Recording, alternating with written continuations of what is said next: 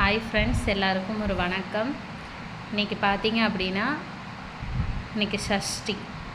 எல்லாரும் வளமுடனும் நலமுடனும் நீடித்த ஆயுளுடனும் இருக்கணும்னு, நோயற்ற வாழ்வோடு இருக்கணும்னு நான் கண்டிப்பாக அந்த முருகன்கிட்ட வேண்டிக்கிறேன். எல்லாரும் நல்லா இருக்கணும். இன்றைக்கி சொல்ல வந்தது என்னென்னா ஃப்ரெண்ட்ஸ், யாருமே திடீர்னு நம்ம நிறைய இந்த காலத்தில் மூட நம்பிக்கையாக சில விஷயங்களை நம்ம செய்கிறோம். ஆனால் அது மூட நம்பிக்கை கிடையாது. சில விஷயங்கள் பாரம்பரியமாக நம்ம மரபு வழியாக பின்பற்றியிருக்கோம். அதில் ஏதோ ஒரு அறிவியல் ரீதியாக ஒரு கருத்துக்கள் பதிந்திருக்கலாம். ஆனால் இந்த ஜாதகம், ஜோசியம் இதெல்லாம் சொல்கிறோம் இல்லையா, வீடுகள்லாம் சொல்கிறாங்கல்ல, அந்த மாதிரி சொல்லும்போது நம்ம யாரும் அவேர்னஸாக இருக்கணும் ஃப்ரெண்ட்ஸ். சப்போஸ் நம்மளை பரிகாரம் அது இதுன்னு சொல்லி ஏமாத்துறவங்க எத்தனையோ பேர் இருக்காங்க. கண்டிப்பாக அப்படி வரவங்கள்ட்ட உங்களால் முடிஞ்சது ஒரு 10 ரூபா, இல்லை மிஞ்சி போனால் 20 ரூபா கொடுங்க. ஏன்னா ஒரு சாப்பாடோ ஒரு டீயோ அவங்க குடிச்சிட்டு போட்டோம். கேட்டால் என்ன கேட்பீங்க, நீங்கள் கை கால் நல்லா தானே இருக்குது, அவன் வேலை செய்ய வேண்டியது, அவனுக்கு ஏன் காசு கொடுக்கணும் அப்படிலாம் சொல்லாதீங்க.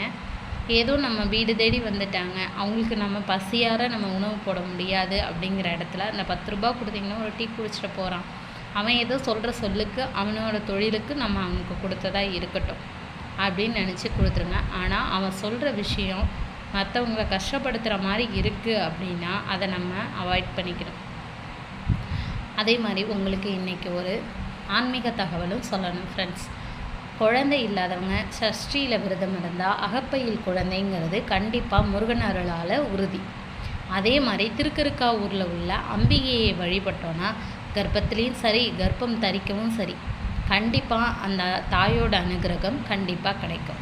அதே மாதிரி கணவனுடைய ஆயுள் நீடிக்கணும், கணவனுக்கு உடல்நிலை சரியில்லை அப்படின்னு நினைக்கிற மனைவிகள் தங்களுடைய மாங்கல்யத்தை தானமாக அம்பிகை கோயில்களில் செலுத்தும்போது அதற்கான பலன் கண்டிப்பாக கிடைக்கும். அதில் மிகச்சிறந்த ஒரு கோயில் தான் வைத்தீஸ்வரன் கோயிலில் உள்ள தையல் நாயகி அம்மன்.